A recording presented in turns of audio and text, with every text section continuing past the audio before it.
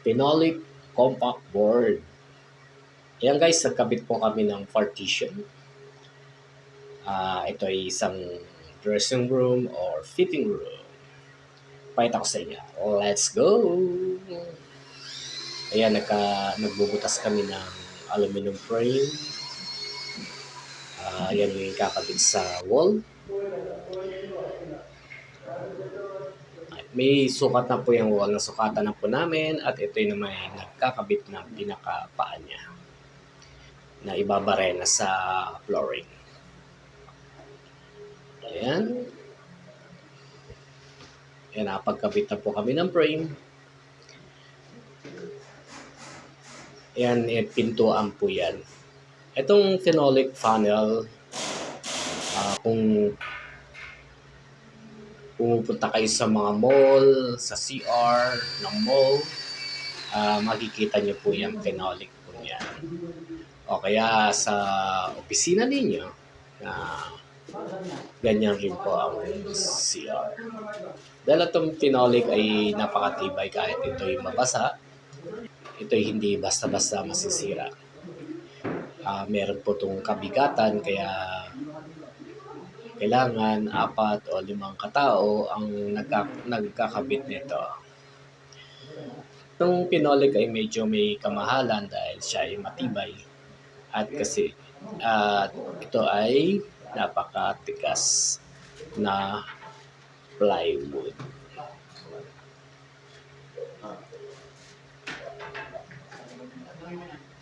Phenolic board ay pwede rin itong gamitin sa paggawa sa kitchen cabinet, at pwede rin po itong gamitin na table sa mga opisina.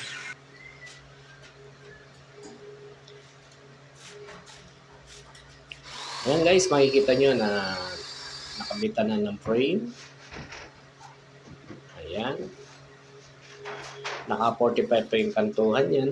At yan, kakabitan lang po namin ng panel. At lalagyan po namin ng pintuan po yan. Ayan.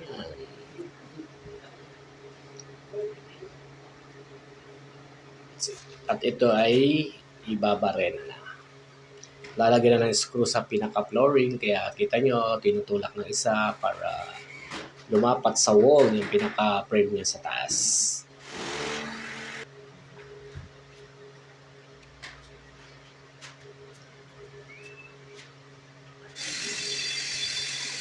Ayan, nakita nyo na gamitan ng circular saw dahil ito'y matigas na board. Ang isa naman ay nagkakabit na ng handle or lock ng pintuan.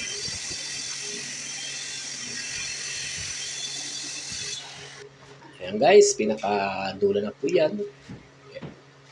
Ito'y kabilaan na lalagyan ng partition para siyang mirror. Ayan, meron na siyang sa loob na ako niya ng kwartong yan. Inikot ko lang yung camera. Nakabitan na ng handle at pinakalock. Ayan.